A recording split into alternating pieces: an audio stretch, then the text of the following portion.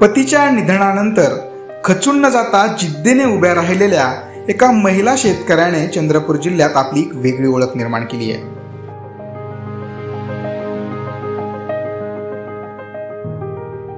वेंडाली गावातील नंदा पिंपळ शेंडे असं त्यांचं नाव आहे।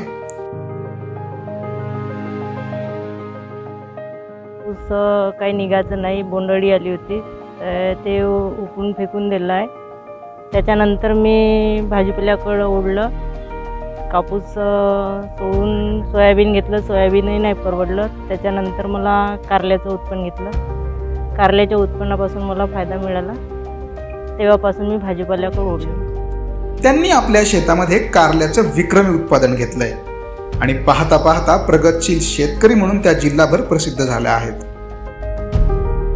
पतीच्या निधनानंतर कुटुंबाची जबाबदारी स्वीकारत केवळ जिद्दीच्या जोरावर त्यांनी यशाची अनेक शिखरं सर केली आहेत। कशी वाटली तुम्हाला ही यशोगाथा आम्हाला कमेंट करून कळवा।